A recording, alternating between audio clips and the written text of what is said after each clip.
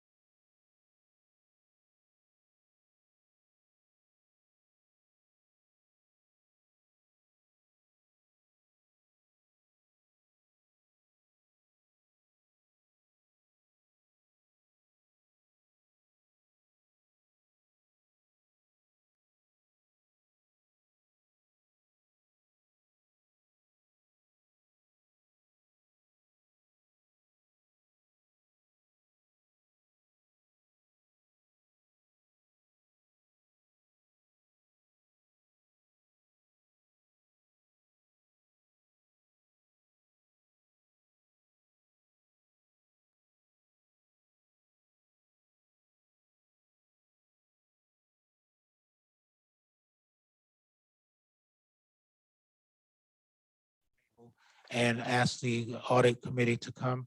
There was a meeting held today, Ms. Fowler. I'm sure she'll have some comments, but at this point in time, Ms. Banks, if you don't mind introducing the persons who are part of the audit committee. Thank you. Good evening.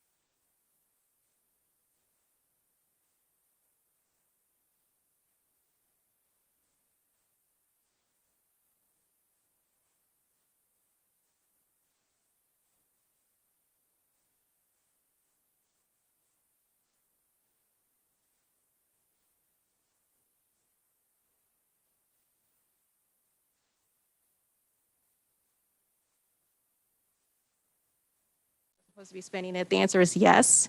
It's just for the presentation within the financial statement document. It's no longer by itself. And that was just a requirement of the rules that said that you can no longer present that separately. So again, if that's something that you're looking at and kind of trying to compare year over year, that is a change. Okay. At this time, we'll entertain any questions.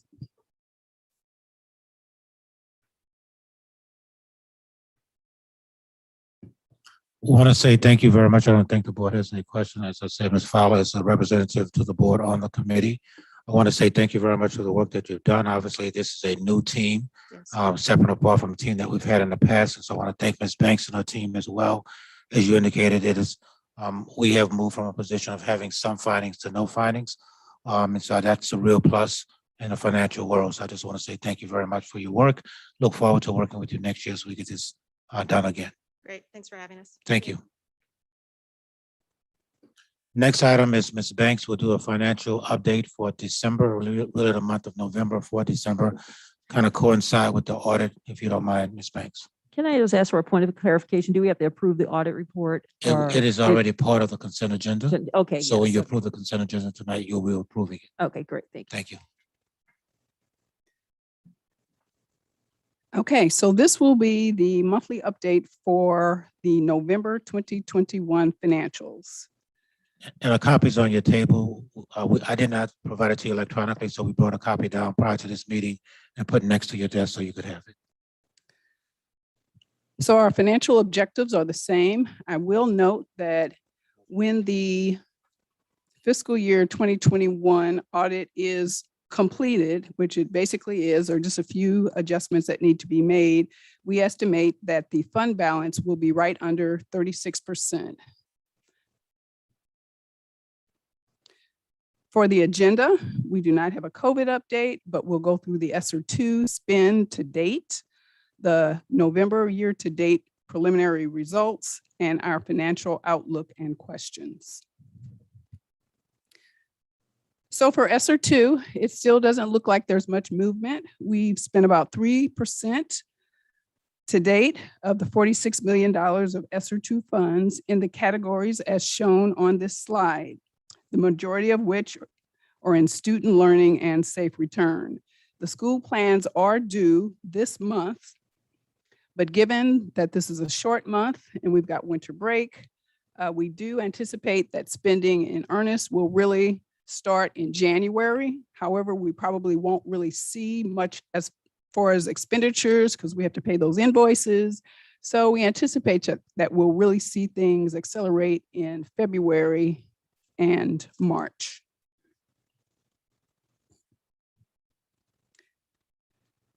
November.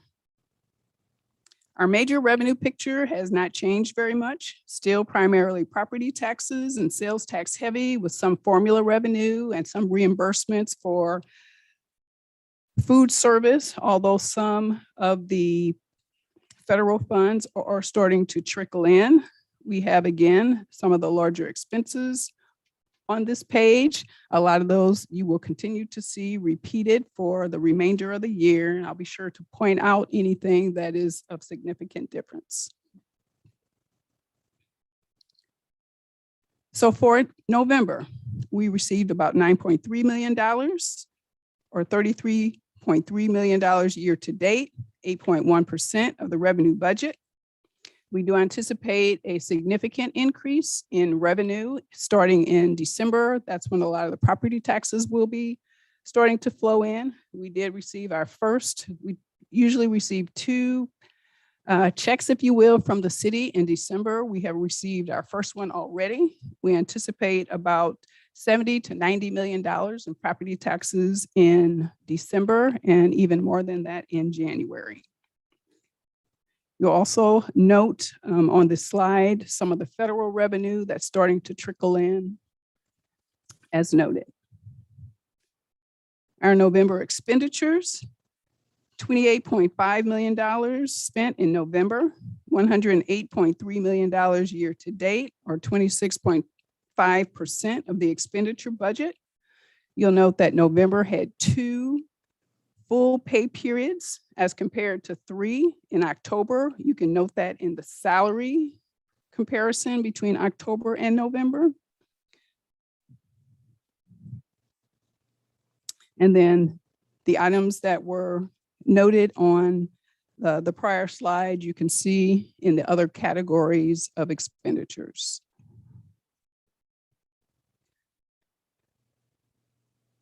So still a very strong position. We have already completed 2 of the 3 budget forums. Our 3rd budget forum will happen on December 18th at 9 a.m. A couple of items I did want to bring up concerning bonds. We are in a position to refund some bonds or basically refinance them and save about $250,000 a year for the next couple of years. And I know there has been conversation in the past that some consideration of a no tax increase bond. And I'm having some conversations with our bond counsel. So I would like to bring that information to the board, likely in January or February. So I'll take any questions you might have. Angie, I don't have any questions. I just wanted to make a couple comments. One is that our fund balance increased Yes. for over last year, and that's a really positive thing. And we have that goal of 30%. And so I think it's important that you toot the horn for the district that we have an increase in the fund balance. And then the second thing I want to say is that, and as Mr. G and we discussed after the meeting, is that, the amount of federal grant funds that this district gets is an enormous amount of work. And in traditional accounting, when you don't have federal grants, life can be good, but when you have a number of grants that they have, workload increases. Exponentially, to be honest. So Yes. I want to say as a board member, I can really appreciate you and your staff and what you're doing. And to only get 2 points is almost phenomenal. So just want to make sure that people are aware of that, because rarely do the finance people actually get, a pat on the back. So we appreciate your work. Thank you.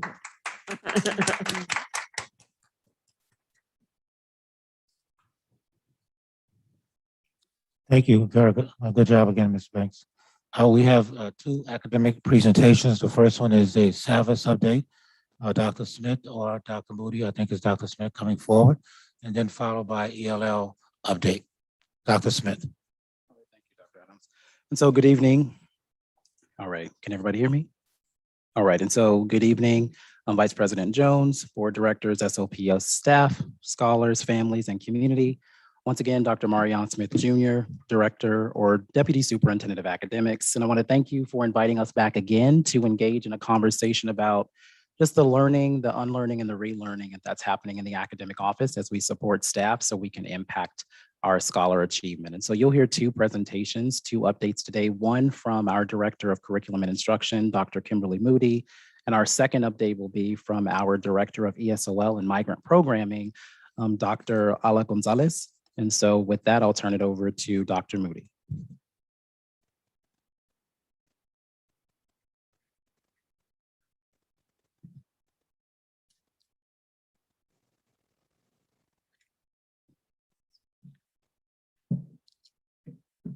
Good evening.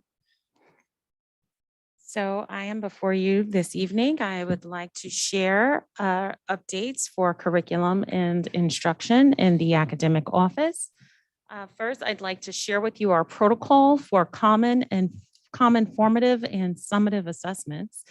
We use common, formative, and summative assessments in St. Louis Public Schools to support student growth. We start with common formative assessments to identify where students are. That was really, really important for us this fall, as many of our scholars returned to the classroom for the first time since having had to go out due to the pandemic. And so it was really, really important for us to get that baseline data to support educators and scholars with differentiation for teaching and learning. And so the baseline data, we collected that between August 23rd and August 27th. We had over 80% of our scholars in middle and elementary school assessed, and that was very, very helpful. We, however, did not engage our scholars in common formative assessments during Q1 in response to educator and leader requests to have more time to reset and focus on social emotional learning and meet the needs of our scholars as they made that transition back into learning. And so we did not move forward with that, and we will complete our full cycle of common, formative, and summative assessments at the end of Q2 on December 17th. And so I will be able to share with you a full, common, informative, and summative assessment report when we meet again in January. I look forward to tremendous student growth over the course of this school year. And now I'd like to share with you our SAVIS implementation updates. We are moving forward and deeper into our tiered professional learning support services. Since the last time we met, we have had 2 additional Tier 1 supports, and that is district-wide sessions available to educators district-wide. We did have a district-wide leadership training on the 16th of November and a scholar stakeholder family meeting on December 9th. And so we are excited to report that. We had 6 additional Tier 2 support sessions, again, district-wide, available to teachers who opted into booster sessions, and 10 additional Tier 1 support services delivered to educators between August 16th and today. Not August, my apologies, between November 16th and today. And so we're excited to announce a growth in our numbers as we continue to provide multi-tier support services to our educators and leaders as we roll out our new curriculum resource. What you have here is our digital use data. So this is baseline data, and we're sharing this with you right now because we're hoping to see an increase of usage over time. So this is where we are right now in December of 2021. And we are hoping that we can encourage scholars to engage with the use of the program on their own time, at home, and on the weekends and over breaks. And to support that, we are engaging scholars in what we're calling our SAVIS winter workout. So we know that winter break is not as long as summer break. We don't have 2 or 3 months, but we also know that according to research, that scholars can experience a decline in their academic progress even after 2 weeks of no instruction. And so we are providing programming, and there are links for you to review the bingo boards in this PowerPoint that you will have access to. We are providing for all scholars engaged with SAVIS programming interactive bingo boards. They promote student choice and promote continued use of the SAVIS platform over winter break. And so the class who completes the most activities over breaks will win a prize. And so they're competing for a pizza party and books for their classroom. So those gifts will be donated by SAVIS. And so we are excited to, again, engage students in use of the SAVIS platform while they are not in schools. And we are hoping that that will support us in our accelerated learning efforts. And so now there was a question last session about embedded assessments. And so what I have for you now is our standards progress overview. And so this is a progress overview for commonly assessed standards over time, and where this is where we are now. According to SAVIS, the average growth in Q1 is about 5%, almost 6%, 5.7% to be exact. And by the end of Q2, the average expected growth is, I need my reading glasses for this one. The average growth by the end of Q2 is 8%. And so what we have here displayed is an average growth of 32% for scholars who are using the SAVIS platform and engaging in daily instruction. This is really exciting news, and we understand that this 32% growth is really, really significant because a lot of our babies came in extraordinarily below average. And so we are excited that we are engaging with fidelity in accelerated learning processes and have this growth above the expected average after having engaged in the program. And so at fourth grade, we have a little below average, again, the average expected growth within the program at this juncture is approximately 5%. At the fourth grade, we have a 2% growth at this time, but we are expecting to be closer to the average expected growth by the end of quarter two. And at seventh grade, we again are above average growth expectations at this time. And so we are moving toward that 8% average growth at the end of quarter two. At sixth grade, the average growth is at 12%. So again, we are engaging in daily activities within the program, and our average standards progress overview presents a 12% average growth for sixth grade, which is really exciting at the middle level, and an average growth of 8%, again, right on target at the seventh grade level. And so we're expecting even higher numbers at the close of quarter two. We did, however, experience a dip in average growth at the eighth grade level. However, due to qualitative data collection, we realized that at the end of quarter one, we had a mass exodus of eighth grade ELA teachers. And so scholars were actually engaging in assessment while their teachers were no longer in the classroom. Well, they maybe had a sub or an additional support staff in the classroom. And so we know that these things can influence assessments, and we are hoping to see higher average growth by the end of quarter two. What's next for elementary and secondary ELA? Again, leaning deeper into multi-tiered systems of support services as educators and scholars engage in the Savvis learning platform. We want to provide increased number of visits so that we can monitor for and support fidelity of implementation, support teachers with implementation, provide more booster sessions, and update our critical content as needed, again, in support of teachers, and meet their needs in booster sessions, and provide on-demand tutorials. And so you should see an increase in one-to-one support services at the tier 3 level. Same thing for secondary ELA. We are looking ahead to the probability of a new textbook adoption for English language arts in grades 9 through 12.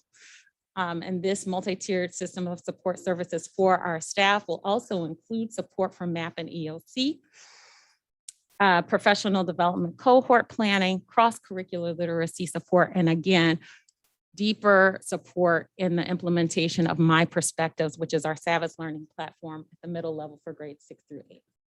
Thank you so much for your time. Are there any questions? Yes, I do have a question. I'd like to know, has the staff, I guess I'm trying to figure out why the scores are so low in the fourth grade.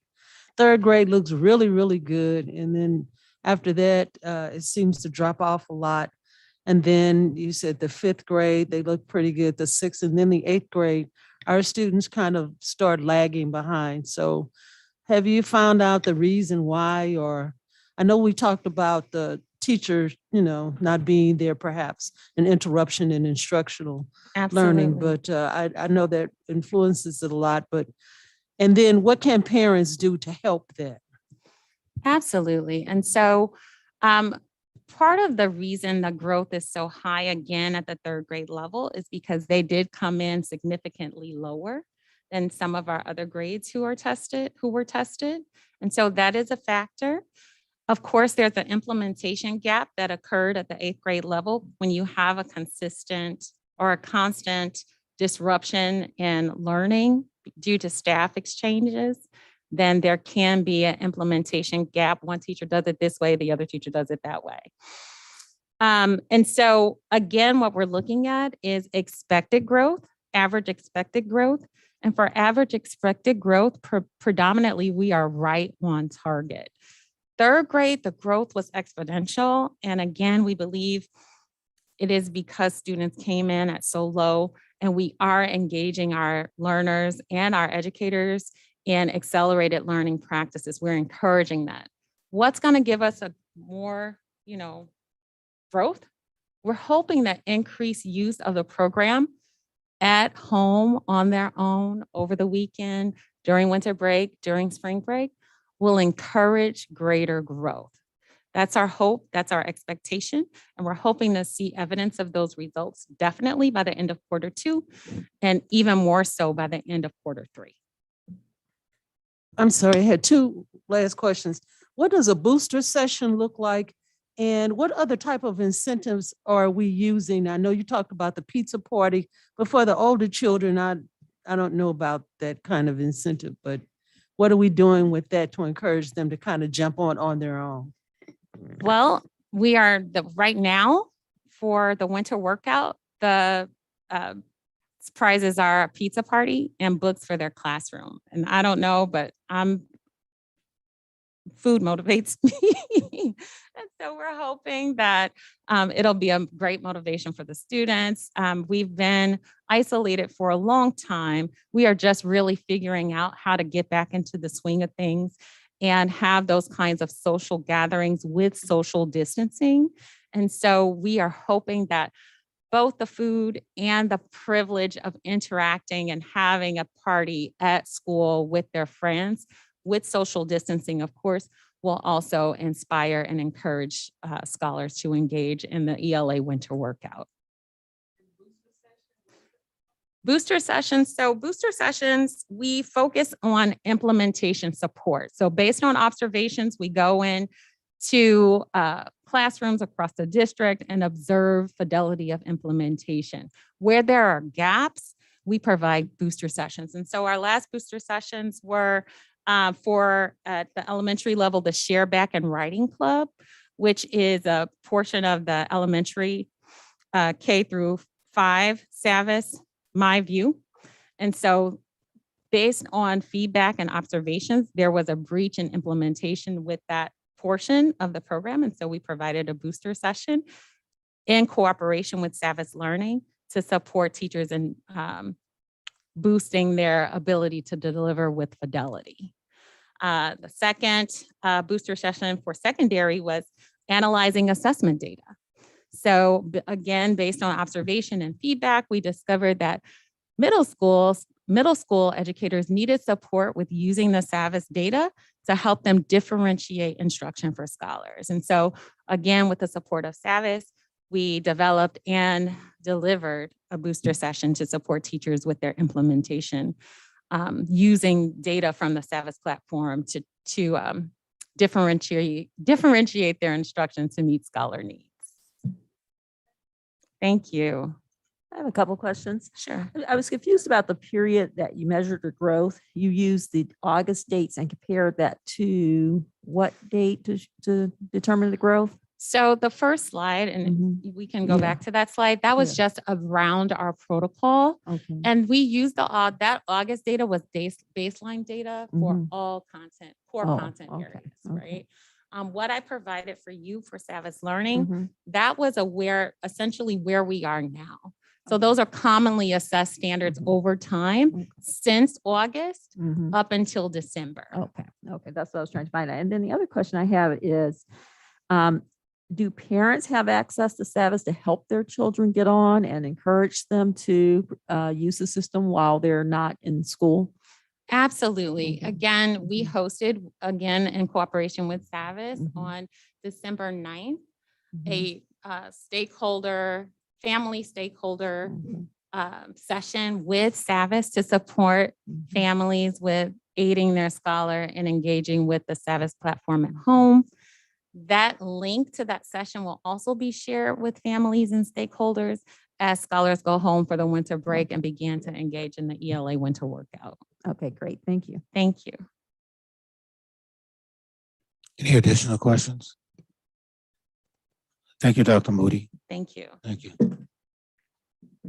Dr. Gonzalez.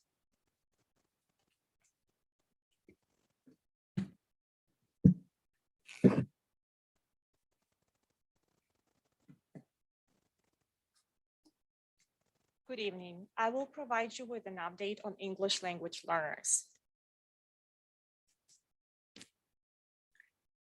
Good evening. I will provide you with an update on English language learners. And we'll start off with the four main terms that are commonly used in reference to English language learners. So you might have seen these abbreviations before. LEP stands for Limited English Proficiency, often used in federal guidance or DESE documents and reports. ESL, English as a second language, and later was changed to ESOL, which is English to speakers of other languages. A more current term that we use is ELL, which is English language learner. It is an asset-based term, so we prefer to reference to our students as English language learners. So how do we identify our English language learners in St. Louis Public Schools? Following DESE guidelines as well as federal requirements, we are asking 3 questions of every family that is enrolling in our district. And these 3 questions are referred to as language use survey. So we are asking families to let us know if the student's first language was other than English. We also ask which language or languages does the student speak when at home or with others, and which language or languages does the student hear at home and understand.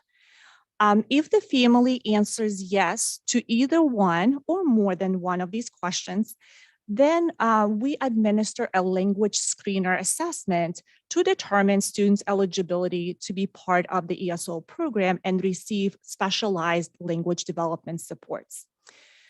Based on that assessment, if students are eligible to be part of the ESOL program and receive services, we then code them appropriately in our student information system, as well as provide parent notification of services. So currently, we are supporting over 2,300 English language learners in our district, which is about 13% of our total student population. You will see on the left side of this screen that there are different subcategories, if you will, within that term of limited English proficiency or English language learners. And the largest category for us is what we refer to as RCV, or receiving services. So those are the students who scored on the lower side of English language proficiency development and need intense supports so that they can be successful in our classrooms. So for us, that is over 80% of our total ELL enrollment in the district. Here you see our 6-year trend data, and it represents our ELL count as of October core data that is reported to DESE. What I would like to point out here is that we had an increase 2016-17 into 2017-18. And that is really because St. Louis is a refugee resettlement area. So during that time, you may remember that we welcomed a lot of refugee students and families from Syria. And while currently you see our number at 2,000, a little over 2,300 students, we are anticipating that our number of English language learners will be increasing this year because of the refugee resettlement trends. So a little bit more in detail now, specifically enrollment of new English language learners to our district for the last 6 years. Here again, I want to bring your attention to 2016-17, when our number of new enrollments was very high. And you also see that 68% of those new students who were joining our district were refugees. So once again, while we are anticipating an increase of new ELL students to our district, we are also anticipating a large number of that, a large percentage of that number to be our refugee students who will be joining us. So we are collaborating with International Institute of St. Louis, which is a refugee resettlement agency in the St. Louis area. And at this point, they are committed to resettle up to 1,500 individuals during this fiscal year. While it is very difficult to predict the ages of these individuals. We do know that using our trend data of ELL enrollment, that about 45 to 50% of those individuals are school-age children. So we stand prepared to welcome them in our districts. And to do that, we stay in close contact with International Institute through our weekly communication, as well as with scheduling enrollments, so that we can accommodate and welcome all of our refugee students coming through the Institute to our districts. We also had an opportunity to apply and were awarded a refugee school impact grant in the amount of a little over $261,000. And we will focus on 4 various support structures to support our refugee students. And I do want to note that this particular grant is targeting students, refugee students who have been in the US less than 5 years. So while currently we serve a little under 600 refugee students, this grant allows us to support a little over 250 refugee students who meet that criteria. So with that, we will focus our supports on instruction for our refugee scholars, as well as family engagement for our refugee parents. We will also focus on training our teachers to be able to provide adequate support to our ELL scholars who are refugees. And we will be building our ELL Family Media Center. A lot of the refugee students and families struggle with not just access to technology, but also usage of technology. So it is our hope that by creating the center and providing opportunities to get additional education about access to technology and usage, we will equip our refugee families with some of these skills. So regarding instruction for English language learners in our district, you see various instructional models that we use to support language development of our students. And while we utilize all of them based on students' current language proficiency and their needs, I want to highlight a few. So newcomers model is specifically designed to support students who are new to the US, and it focuses on the foundational skills, it focuses on socio-emotional learning, and some of the cultural adjustments questions. The other model that I want to point out is co-teaching. So historically, ESL services have been provided through pull-out when students, ELL students, were taken out of their mainstream classroom for a very short period of time and supported by the ESL teacher outside of their mainstream classroom. It is helpful, but only sometimes, because we would like to focus and shift as a district to co-teaching to provide needed language development supports while students are staying in their classroom. That way, we are not creating new learning gaps, but we are addressing some of the existing learning needs while students are in their classroom. So that has been the shift that we have been focusing on. On this slide, you also see that while we have English language learners in many of our district schools, we have 18 schools that have a high number of English language learners, and those are ESL center schools. You see them listed on the slide, and what I also want to share with you that in these ELL center schools, there is anywhere between 1 to 6 ESL teachers full-time at those locations to provide those intentional language development supports to our students. And all of our other English language learners in the rest of the schools are supported through a team of our itinerant ELL teachers.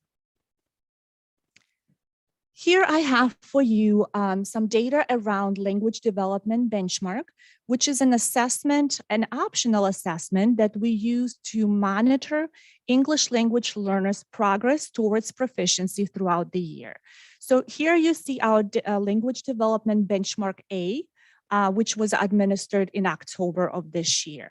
So the two schools that I'm sharing with you here, the charts provide you with a percentage of English language learners meeting or exceeding expectations around their proficiency in English. And you see that information is presented by 4 language domains. So speaking, listening, reading, and writing. And what we do with this information is really helping us at a student level because it helps the teacher know which language domain to address more or provide additional supports. It also helps our ELL center schools adjust their ELL plan if they're noticing that maybe there is a trend of several English language learners or a larger group having needs in certain language domain. At a district level, we are looking at this data to then determine what coaching supports might be needed for ESOL teachers, as well as what professional development ESOL teachers might need to address student needs. And while we have a variety of professional development options around English language learners for teachers and staff, I do want to share 2 of these opportunities with you that are available to our district teachers. It's SIOP and co-teaching. So SIOP stands for Sheltered Instruction Observation Protocol. And what that is, it's a research-based model that allows our teachers to teach content and language at the same time so that English language learners can be successful in our schools and classrooms. So we currently have 80 SIOP trained teachers in the district. And our goal is starting with the second semester, we will be able to add 80 more SIOP trained teachers through a SIOP training that we will offer. The 3 focus areas for our second semester SIOP training will include training for teachers who are new to SIOP, have never been trained before, as well as a refresher SIOP for teachers who might have been trained before, but it's been a while and they would like to revisit those concepts. And we will also offer SIOP training for administrators so they can provide feedback to teachers who are using SIOP in their classrooms.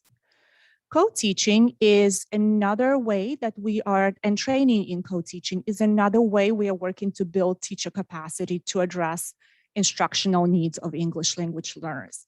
And essentially what that is a series of trainings that are accompanied by coaching that allow our teachers, an ESOL teacher and a content classroom teacher, to build that co-teaching relationship so that they can be effective for all learners and critically effective for English language learners in their classroom. And currently we have 25 co-teaching partnerships in the district. There are about 9 partnerships that are new this year, so they're going through our co-teaching cohort this year. We also focus on ELL parent engagement. And in this area, there are 3 different focus areas in parent engagement. So one of them is ELL parent awareness and learning. The second one is shared learning and community building. So here you see some of the events and activities that we provide for our English language learner parents so that they can learn about the differences in the educational system, and then more so learn about St. Louis Public Schools and how to be an active parent in our district. So an example of some of these activities and supports is ELL parent meetings. So we hold 4 of these a year. This year, they are continuing to be virtual, and they are strategically aligned to our district calendar so that we can address some of the concepts that ELL parents need in order to be prepared for district events. So for example, right before our parent-teacher conference in the fall, we have an ELL parent meeting that helps English language learner parents understand and know what to ask and what to talk about with their child's teacher during parent-teacher conferences. So we actually practice some of the questions that they might ask or understand the information the teacher might be sharing. So that second concept within parent engagement is really focused on an opportunity to engage in shared learning for our ELL scholars and their parents. And here you see some of the examples of events and activities that we offer for our students and parents to engage in learning together. I want to highlight our bilingual parent library, which currently houses over 800 titles in 7 languages. So we offer books in Spanish, Arabic, Somali, Swahili, Nepali, Vietnamese, and English. So our students and parents have an opportunity to check out some of the bilingual books, read them at home, and then sort of go through that throughout the year so that they can continue to increase their literacy in the first language. And we know that research indicates that it helps them as they're increasing literacy in English. And then the last component of our ELL parent engagement is around community building. So that is our ELL Back to School Festival or ELL Back to School event, which this year and last year continued to be drive-through. It's an opportunity for our students to come in, celebrate the start of the school year, find out when school starts, and receive a backpack with school supplies so our students can be ready for learning. And the last component that I want to share with you is around language access. So many of our ELL parents need help when they communicate with our staff members. At the same time, many of our district staff members need help when they communicate with ELL parents. So language access is our way to support that communication so it can be meaningful for both our ELL parents and our district staff. We are really fortunate to have a district team of translators, interpreters, and you see the languages that our team represents. So we have staff members, translators, interpreters who speak Arabic, French, Spanish, Somali, Swahili, and Vietnamese. That really allows us to cover more than 80% of our district language need. For all other languages, we do have a way to provide communication that is meaningful, and we do that through a site-specific telephonic interpretation code. So all of our schools have access to that code, as well as some departments that communicate with parents. So that enables them to communicate with ELL parents in any of the world's languages to ensure that they have meaningful communication. And I wanted to highlight also the different types of language access supports that are provided by our district language access team. So by our internal team of translators, interpreters. So the first one there is translation. That is really when the team takes a written document and translates it from English into a target language, so ELL parents can understand what we as a district mean when we share those documents and forms. So currently, year to date, the team has translated 84 district documents and forms. Interpretation is support of communication, so support during meetings, whether these meetings are in person, through Zoom, Teams, or over the phone. We do also offer personalized phone calls. A lot of the times when teachers try to contact parents during their planning time, parents may not be available. So we are offering this opportunity to communicate teacher's message to an ELL parent outside of that planning time that is available for each teacher. And then here again, you see our total numbers for year-to-date supports in terms of interpretation. The team collectively supported over 7,600 cases. Robocalls are our automated messages that are sent out to district families with various messages that can be district messages or school specific. So for ELL families, we are recording these robocalls in multiple languages so that if a family's first language is Swahili, their robocall message goes to them in Swahili. And currently this year, so far, we've recorded 22 of robocalls in multiple languages. And the last item here is really something new that we're trying this year is the positive phone calls at a district level from the ESO office to ELL families. So we know that research supports the positive phone calls to parents. And we decided to each month to highlight some key talking points that we can share with our ELL families district-wide. We remind them of important dates, important updates for each of the schools, as well as some of the resources that we have available for them. In addition to just having that communication with families, it helps us clean up some of our records so that we can identify families who may have phone numbers that don't work. And then we keep track of those families. And then when we have a chance to meet with them for a school-based meeting, we get then an opportunity to update our records so that everybody can have an opportunity to contact them. That concludes my update. And if there are any questions, I'll be happy to address those at this time. I had a question. You mentioned the emphasis on cultural adjustments for the newcomers and that there are 68% of our ELL learners who are actually refugees coming from difficult situations. Is any of the new grant money coming in, or do we have any supports in place for more awareness of the trauma they may be facing or helping them with a little bit of mental health issues? Just any additional services for those coming in with quite difficult situations?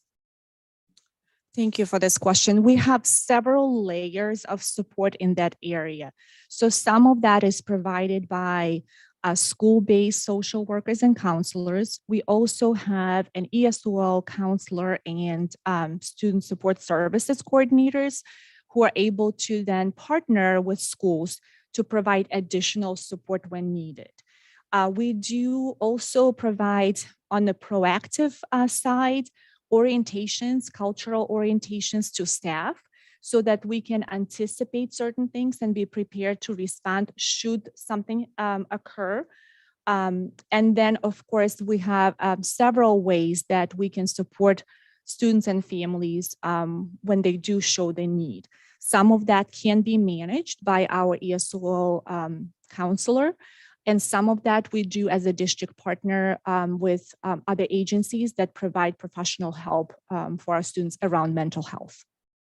Thank you very much. I don't have a question. I just wanted to thank you for your work and the rest of the district. I think it's great that we got those additional resources to support the refugees and that we're doing the best we can to help them adjust. Thank you. I also just like to say I'm very impressed with the positive phone call aspect of it. I think that's really wonderful. And I just wanted something like this to happen throughout the district on a consistent basis. You said you do it 4 times a year and you call parents and you're able to update their information and you just give them all the positive information that they might not have. So I thought that was really a great idea. Thank you. Just to clarify, the parent meetings for ELL families are 4 times a year, but positive phone calls, we are engaging in that monthly. And then do a follow-up as we can, because if we can reach the family, then throughout the year, we are doing follow-up to identify that new information or a new phone number that they might have changed. That's great. Now, what the SIOP, 80 SIOP trained teachers, what exactly do they do? So SIOP again stands for Sheltered Instruction Observation Protocol. It's an approach to teach content and language at the same time. So SIOP, it's an approach to teaching. It focuses on 8 different methods and it has 30 different features that teachers are going through to learn how to utilize in their classroom. Some of the examples of this, really 2 that I would like to share are around language objectives and building background. So in addition to identifying content objectives, so what is it in the content world that we will be focusing on during each lesson? We're encouraging teachers to identify what is it that we will focus on to build language while focusing on content. So for each lesson, we would then see a content and a language objective so that our teachers know intentionally what language to teach, whether it might be some identified vocabulary words or it might be sentence structures that will help English language learners pick up that academic language needed to meet the needs of the content area. And then the other one is building background.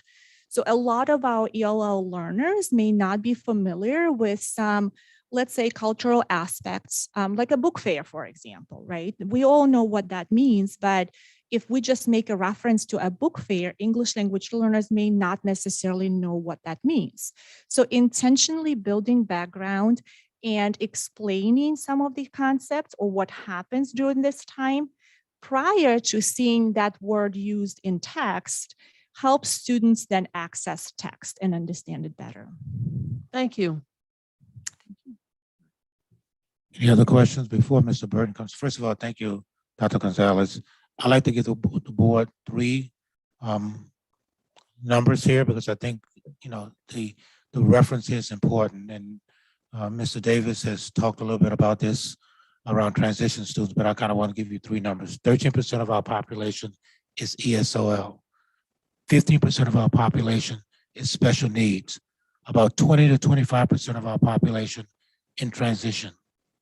So when you look at that number, you look at the dire need in terms of supporting students who are in transition, and as the legislative agenda is being put together, and we have this conversation with legislators, I think it's important for you as a board to understand the context of the population that is served in the city of St. Louis and why it is critically important that the resources are aligned to supporting those students in a real direct way. Now, obviously, some of these students are all of these things, but the large percentage of them are not.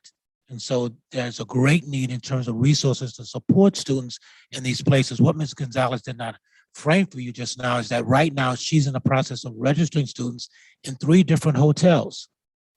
The team is going to 3 different hotels to register students who are coming as refugee students as we speak today, putting copy machines in those hotels so we can register students to get them prepared to go to school in a real direct way. And so I think some of that is lost when the public hears a presentation like this. They don't really understand the kind of effort necessary to support the needs of students in our population.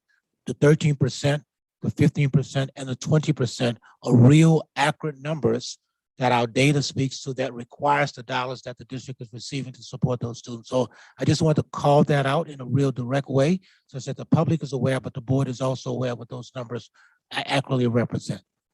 Mr. Burton.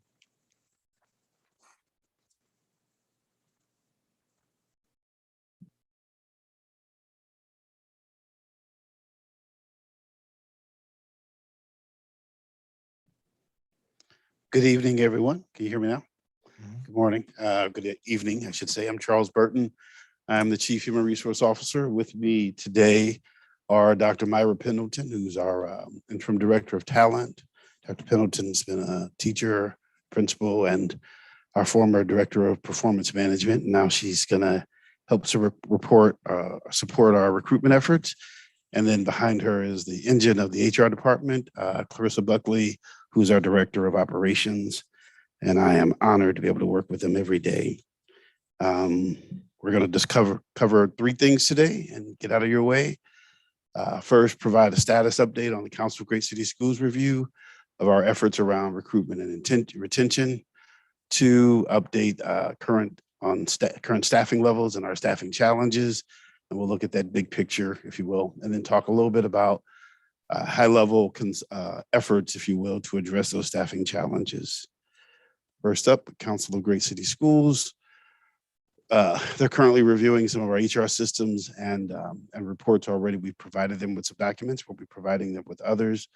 As part of their pre-work, they're assembling a team of 4 to 5 C-level or chief level, if you will, HR executives from urban school districts around the country. They'll review our documents, our processes, our policies, our procedures, our org charts, our budgets, and so forth. They'll be on staff, on site at some point in January, tentatively January 11th, which is a Tuesday. The way that process will be on Tuesday, they'll kind of introduce themselves. I'll meet with the superintendent, myself, and others in the leadership, kind of talk about the process overview. On Wednesday and Thursday, they'll do some on-site interviews, review our processes again, and document. And then on Friday, they'll give us kind of an overview or a presentation of their findings. So the superintendent, myself, and other members of the HR team will discuss best practices. And at some point in the spring, it's my understanding, we'll report back to this board on that. I tend to talk fast. If I'm going too fast, somebody wink. Okay, very good. Staffing update, if you will. There we go. Those numbers are hard to see. And you can see kind of a trend in terms of hiring. And if you'll look at the numbers there, the numbers for prior years are for a whole year. So in 18-19, we hired 265 teachers. In 19-20, 230. And then you can see last year that dropped to 188. And then this year, and of course, that's in the middle of the pandemic. And then this year, already year to date, we've hired 187 teachers. And then those same numbers, as you can see, TFA is worth noting. We used TFA before. This year, they didn't provide us with any teachers. We'll no longer be receiving new teachers from TFA. I wanted to point that out. Additionally, you can see in terms of teacher resignations, again, those first three columns are the whole year. This year, we've already seen 120 teacher resignations. We can see teacher retirements as well for this year at about 24. Teacher termination, 0 at this point, although we do have 36 pending hearings related to the COVID vaccine that I'll talk about later. And then you can see total separations at this point in the year, 147. School-based vacancies, I know this is a big topic. As you can see in this, we tried to compare apples to apples here best we could. And so in December of 19, we had 198 teaching vacancies at this time. December of 20, 104. And then at the time this report was produced, 117 teacher vacancies. And I should have said this before, but I hope you understand it. Staff move all the time. And so a lot of times these reports are obsolete the moment they're printed, right? And so these numbers are different today than they were a week ago when we sent it to you, but I'll just be true to the form if that's okay. Non-teaching vacancies. And this is the big issue if you see it, right? In December of 19, there were 77 non-teaching vacancies in schools. Last year during the pandemic, that jumped to 138. And this year, that's jumped higher to 188. And I think part of the pressure we're seeing in schools is around the absence of people in those positions. That's why teachers feel more pressure. That's why principals feel more pressure. And if you think about the numbers Dr. Adams just shared, the 13%, the 15%, the 20%, these extra supports are provided by these non-teaching staff, and those vacancies impact schools. And so we feel the pressure of that more. And that's what people are feeling in schools, in addition to the fact that, isolation is trauma and disconnection is disease. And we're dealing with that as a result of the pandemic. Anyway, I thought that bared note that you might understand what people are dealing with. We're working really hard on that. And Dr. Pendleton's going to talk about some of the strategies we're trying to use. And certainly, I don't know if we can talk about it, but this board's taken a step today too to kind of help us in that area as well. So I thank you for that. And then moving on to the vaccine mandate. That's the bottom part of this slide. And I had a number of slides, so I had to combine two. So here we go. The vaccine mandate. As you can see, the first column is teachers, total amount of teachers who are not in classrooms as a result of the vaccine mandate right now is 39. 0 have been terminated as of yet. 11 resigned, 2 retired, and 36 are pending separation. They've received a statement of charges, and they have a hearing that's pending before the hearing officer that this board appointed, and those have started, but none of them have been separated yet, but they're not in classrooms, to be clear. And that 49 is not reflected in that teaching staff vacancies yet because they haven't been separated yet. Moving on, substitute teachers, 12 subs have been terminated as a result of the vaccine mandate. 5 have resigned.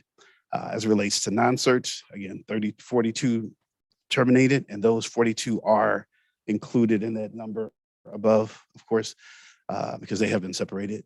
10 have resigned, 2 have retired, total 54. Then, of course, we had one administrator separated, resign as a result of the vaccine mandate, for a total of 121. New teacher retention. This slide's a little hard to read, but I'll try to walk you through it. The first column, or the first row, I should say, is teachers who were hired and their first year of teaching was 18-19 for St. Louis Public Schools. And so there were 311 of those, and that includes people who come through our pipelines that we'll talk about more. And as you might know, there were 311 who hired, but when school started, only 308 showed up. Right? That's what that number reflects. 3 people accepted jobs that then didn't come to work. And then that first year retention, that's of that cohort of people, of that 311, 216 came back the following school year. And then of that cohort, 158 came back the year after that. And of that cohort, 132 came back the year after that. And so you can see the declining retention rates over the year. First year retention, almost 70%, second year, 50%.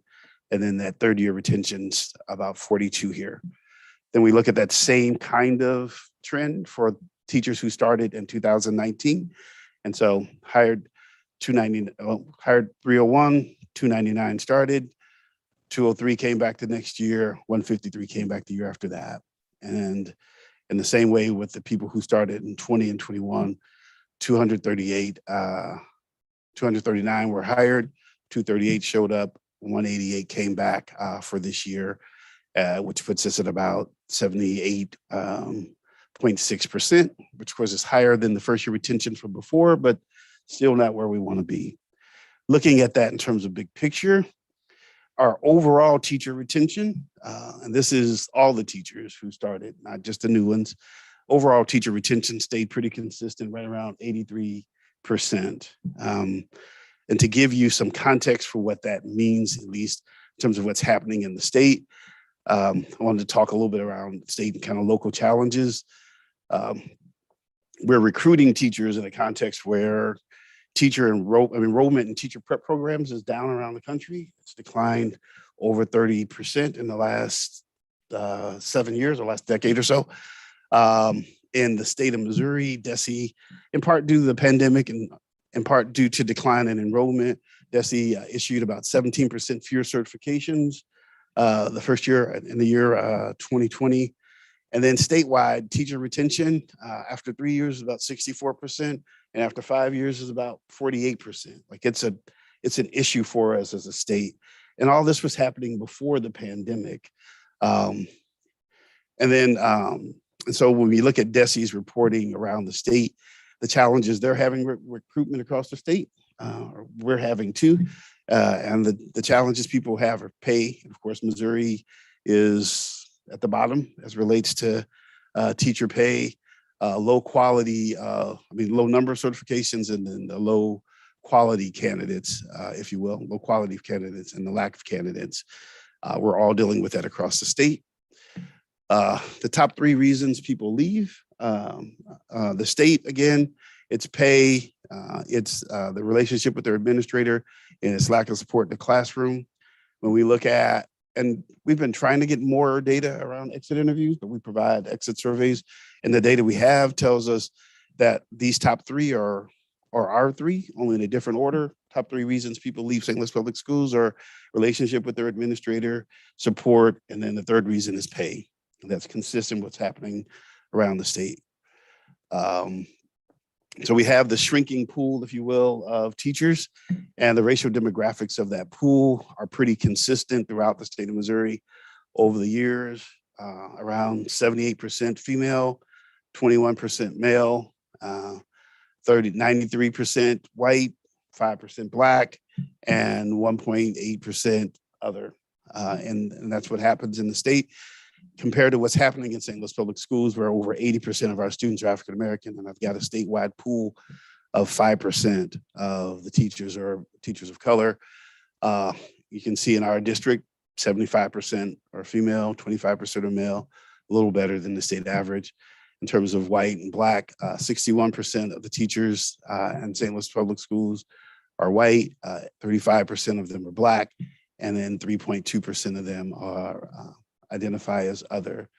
And so that creates a unique challenge for us as we're trying to find teachers who connect, who look like our students. I think the superintendent did a report a couple of years ago about the impact of having a teacher of color on students of color.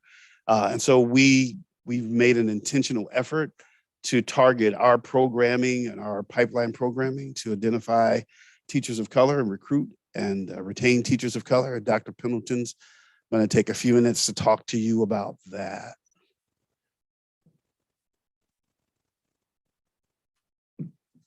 Thank you, Ms. Burden. Good evening. So when looking at our pipelines, we currently have 3, the St. Louis Teacher Residency, University of Missouri, St. Louis, UMSL, and St. Louis University. So our pipelines, they were created to help address the teacher shortage, especially for teachers of color. So our goal was 25% of teachers coming through our pipelines to be teachers of color. We know that goal is a little low and we're going to definitely increase that goal. But right now we are meeting that goal overall. Out of all 3 pipelines, our average is about 48%, with St. Louis Teacher Residency coming at the lowest at 46%. We are definitely working with St. Louis Residency to figure out different recruiting strategies and what we can do to make sure that we recruit and attain and maintain teachers of color. As well with our male teachers, our goal is 25%, but overall we're maxing out about 21%, with UMSL coming in at the lowest. However, we're excited that all of these teachers from the pipelines have been placed at our equity placements, meaning our targeted schools. So we're extremely excited about that. But looking at the entire retention rate, so we had about 111 residents that have come through these pipelines. We have 98 residents that are still with us. So that's an average of 88%. So that number on your sheet should be 88%. We had 45 teachers this year coming through our pipelines. That's about 24% of all the new teachers that were hired this year. And again, our goal for that is 25%. So when we're looking at UMSL, it was designed for current SLPS employees. And SLU, we had a concentrated area of math and science. While these pipelines are helping to address our needs, there are still aspects that are missing. So what we decided to not only grow our own, but to also build our own. We are working in conjunction with the St. Louis plan, as well as local AFT, Local 420, and Harris-Stowe State University, that we want to attract, recruit, and develop and maintain highly skilled and committed urban educators steeped in cultural competencies with an emphasis on Black males. This will be a 2-year program. The participants will work in our schools with a combination of work and study. This will be a joint committee that will evaluate all aspects of the program.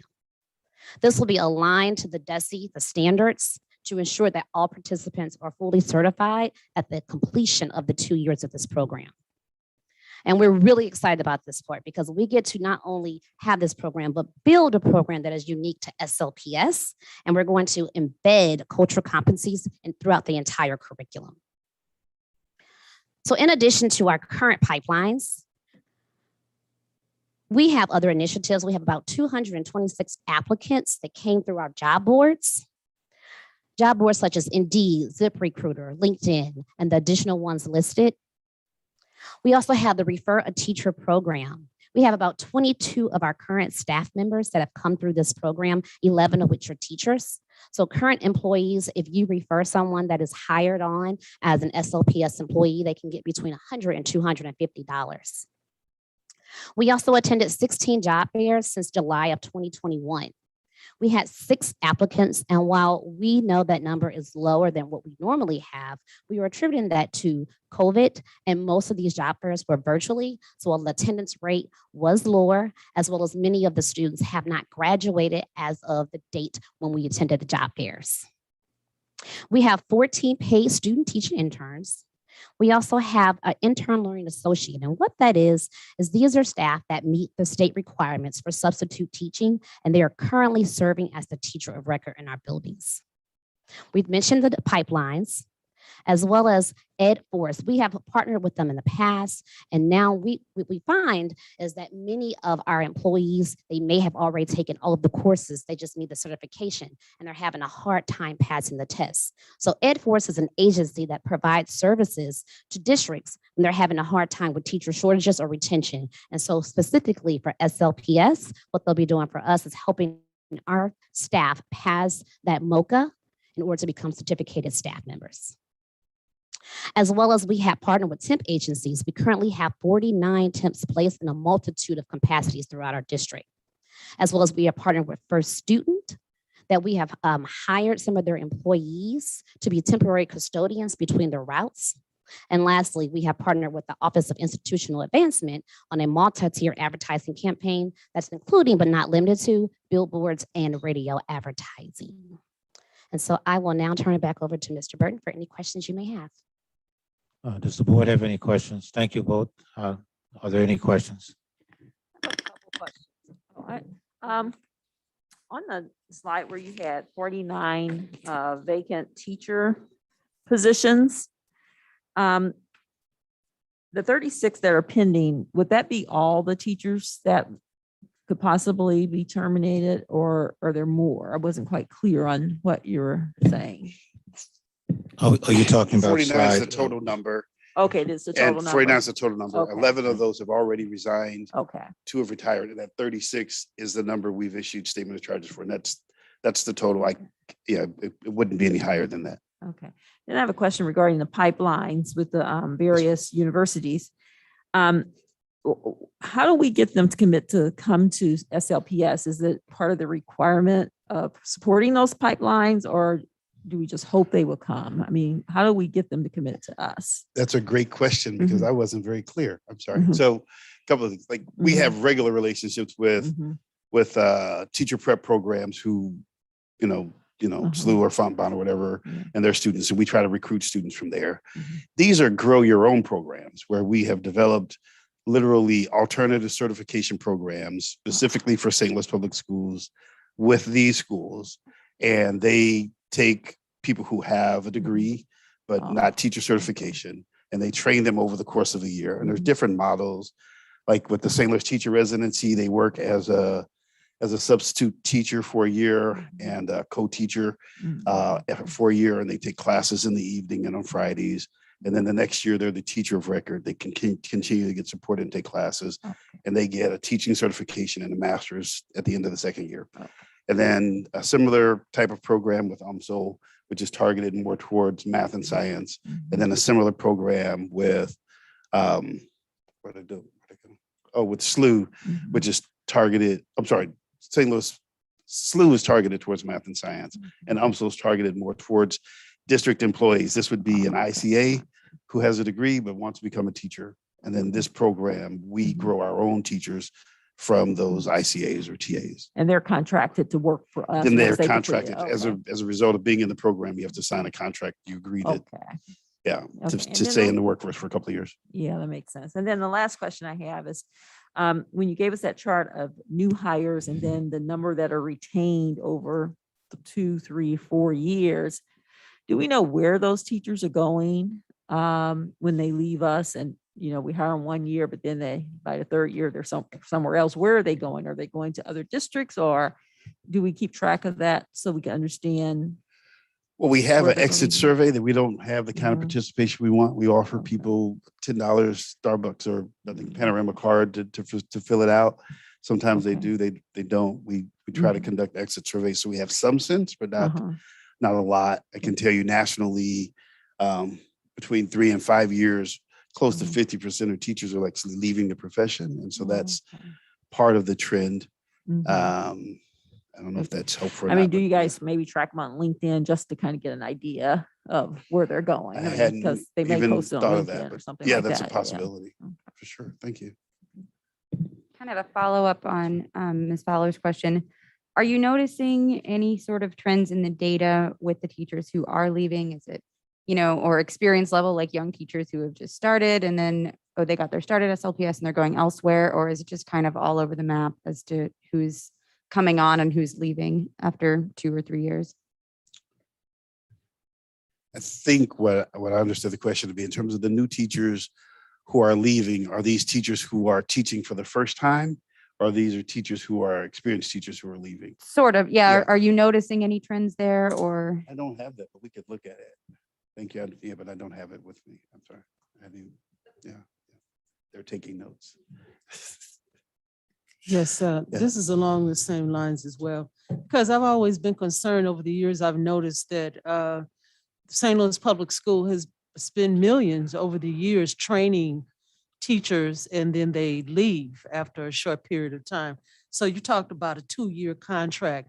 Is there another way to extend that commitment to those you spend all this money on to stay with the district for at least 5 years? Because I'm concerned that if you look at 5 years, how many of our teachers combined have 5 years worth of experience right now, since we've lost so many? The average, if you average all of them together with years of experience. I don't have that number with me either, but Yeah. we could get it to you. To Right. your first point, sorry, there's some legal limitations we have on our ability to restrict people's participation in the free market economy, right? And so you can only tell somebody you got to work for me for so long before the court gets to a place that says, well, we're not gonna uphold that contract. And Jeff could probably speak to that better than I could. And I noticed something that Dr. Roberts and myself recently attended the Missouri School Board Association meeting. And the common theme was, of course, since the teaching profession is mainly women, but Missouri is one of the lowest paid states for teachers.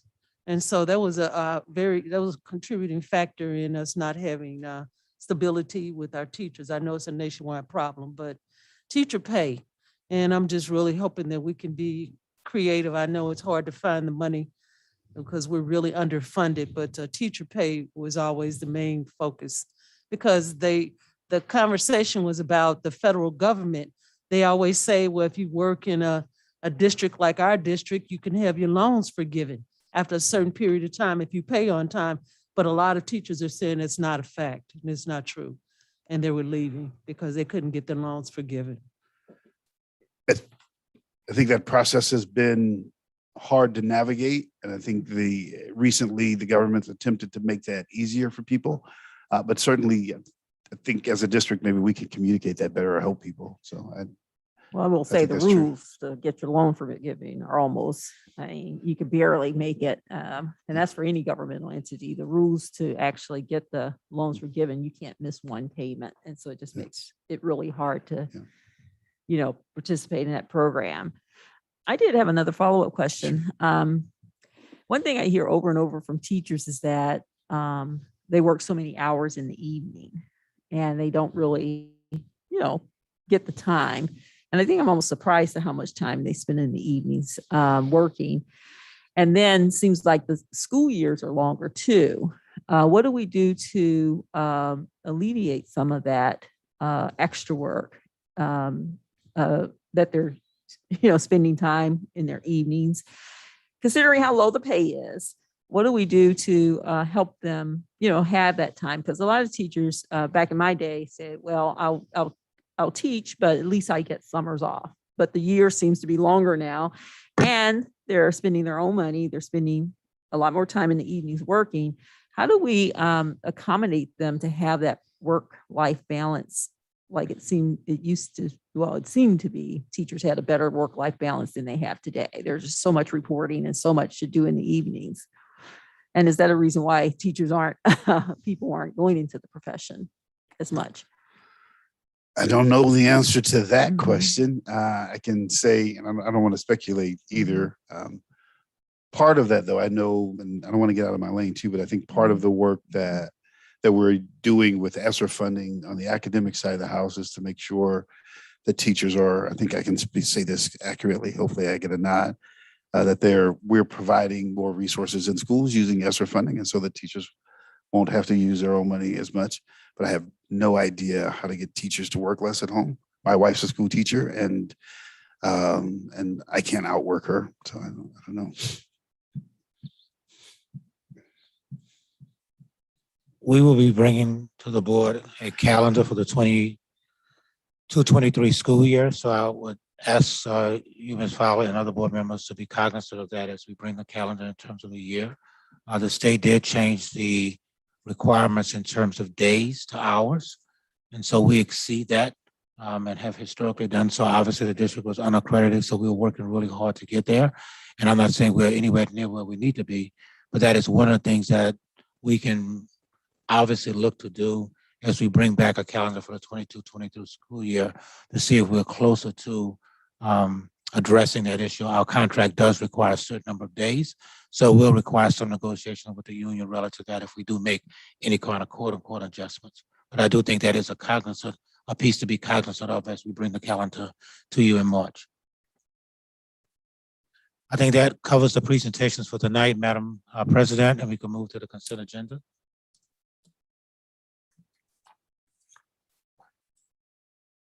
I'm sorry. We can move the consent agenda, and then I think Mr. Davis has some recommendations for the CJA renaming committee, but we can move the consent agenda first and then come back to that. I'd like to get a motion and a second to approve the December consent agenda. I'd move to approve the December consent agenda 12-14-21-01 through 12-14-21-28. Second. Ms. Sonia? Yes. Ms. Cousins? Yes. Ms. Fowler? Yes. Ms. Small? Yes. Mr. Davis? Yes. Ms. Jones? Yes. Motion passed. Classical Junior Academy Renaming Committee. I think Mr. Davis has some names. Yes, we have identified some individuals to be board representatives on that committee. I would move to appoint Kathy Sherman, Kevin McKinney, and as an alternate, Judge Anne Marie Clark, and Ms. Sonia has two other names as well. I would move to appoint Judge Nicole Colbert-Botchway and Sarah Nash. How many do we need? 4. 4. Okay. Okay. So you're suggesting 2 with a alternate, and you're suggesting 2. Okay. So just a point of clarity, is this something the board is expected to vote on, or are these just names that we are putting out and the president has the final appointing authority? It is my understanding that the policy requires the board to vote on this. Remember, the board changed the policy relative to renaming. I did check with Mr. St. Alma prior to, and he indicated this is an open session item that the board needs to vote on. I'm sorry. Go ahead. No. I had a question. So we talked about 4 committee members. So how many people do you actually need to name the school? So at this point in time, there's 15 total, 4 appointed by the school, 4 appointed by the PTA, 3 appointed by administration, and 4 appointed by the board. I apologize, Ms. Jones, you weren't at the last meeting, and Ms. Viles, but I provided those names to the board and the positions they hold as well. So I apologize that I didn't send that to you too. Are any of these people alumni, actual alumni of the school? That's what I wanted to know. Thank you. I'd like to make a motion to accept the names presented by Mr. Davis and Ms. Sonia, in addition to the alternate if needed. Second. Ms. Sonia? Yes. Ms. Cousins? Fowler? Yes. Ms. Val? Abstain. Mr. Davis? Yes. Ms. Jones? Yes. Motion passed.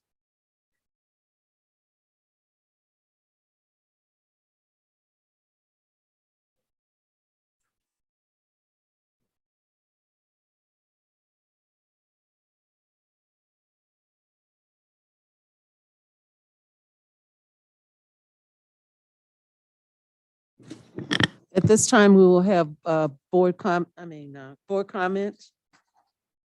from the public. I'm sorry. Public comment, and the names we have are Mr. and Mrs. Alexander, Community One Project.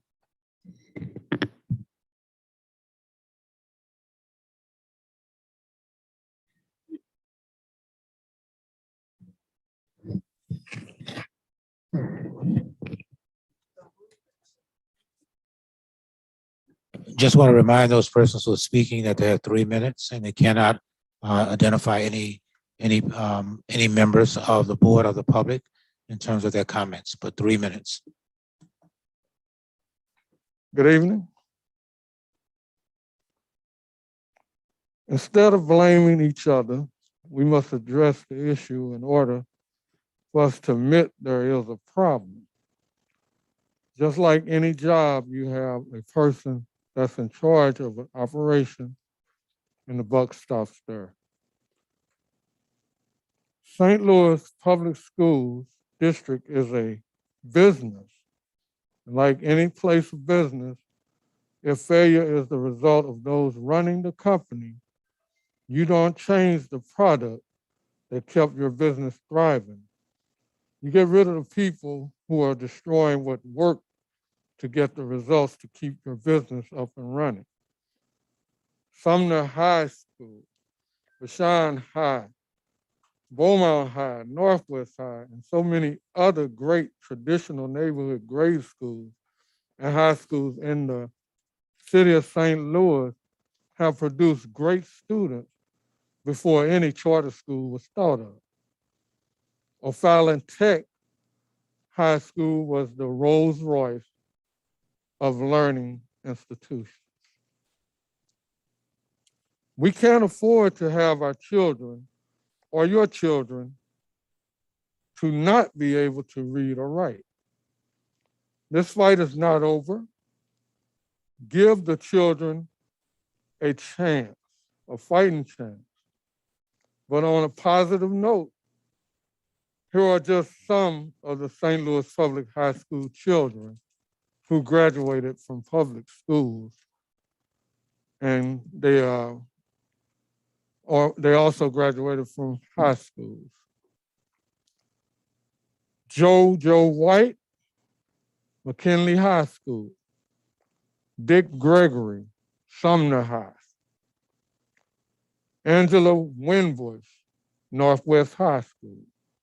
Maxine Waters, of course, Vashon High School. It's not the number of children in the schools. It's not the condition of our schools. It's not the funding that's funding our schools. It's the leadership that is leading our traditional neighborhood public schools.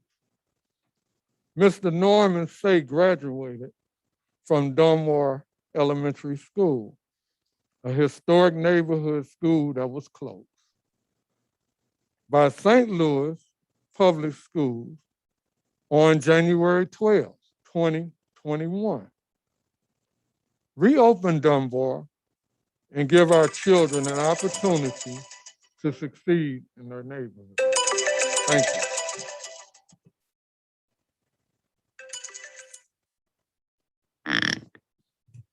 Thank you. We will now ask for board members' report. Yeah, one more person. Oh, we So have one. second Oh, I'm person. so sorry. That's okay. Good evening. Good evening. We would like to give the board and superintendent a recap, a review from the Jeff Vanderloo neighborhood.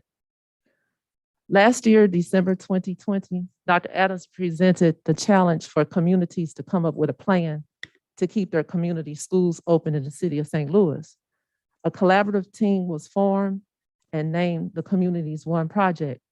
A team of professionals on the street, on the ground, students, parents, academia, elected officials, in-state, out-of-state, with the goal in mind to fight together to preserve our children's schools in their Black neighborhoods. We know every community is different. Some neighborhoods have chosen to pursue their school buildings for other uses. But as others said, Sumner and Dunbar's community support stepped up to a greater deal to keep their neighborhood school open. Dr. Adams, when a meeting was scheduled in February 2021 to have St. Louis Public Schools technical staff to put the Dunbar plan into the SLPS curricula, it never occurred. You sent us the Sumner plan draft as a map, as a model, and we thank you. Our collaborative team went to bat again. The Dunbar School pre-K through 8 enrichment enrollment proposal that we emailed you is a plan with a mission, a vision, attainable goals that addresses behavior and trauma, providing wraparound services. Dunbar Elementary as a Montessori-based urban farm school, without a doubt, will enhance a child's development. Beginning at age 3, a child can learn how to grow food, even read and write full sentences before they reach the 2nd grade. Then Dunbar's after-school lab with high technology, computer training, and then sports and other activities. At Dunbar, children and families have all of these programs combined in one curriculum that will give them a high rate for succeeding. Why wouldn't a district want this? We all want the best for our district, but it is imperative to work with communities. It is quite bothersome that it has come to our attention that board members are not receiving materials we have intended for them to receive.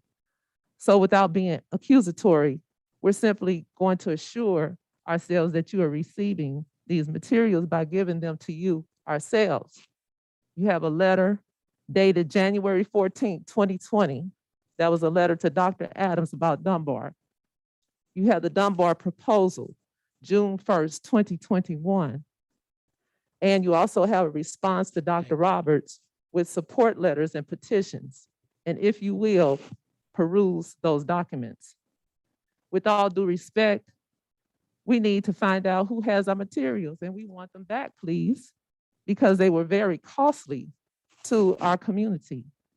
The Jeff Vanderloo neighborhood has the last feeder school landscape in St. Louis.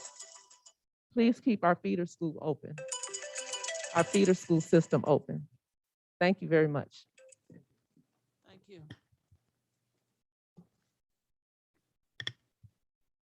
At this time, we will have board reports. Ms. Fowler, do you have a report? I'm just letting the board know that we will resume our governance committee meetings after the beginning of the year. We put them off until the book reviews were done. All right, thank you. Mr. Davis. This last Saturday at Carnahan High School, we had our legislative priorities presentation to the community, and several legislators and the local aldermen attended. I wanted to thank Principal Griffin, Jonathan Griffin from Carnahan, for hosting us. I also want to thank very much Ms. Megan Marietta, Ms. Deidre Thomas Murray, and Ms. Brenda Smith, SLPS staff members who really went above and beyond to sort of tell their story and what they're doing to address two of our priorities regarding homelessness and trauma in the schools.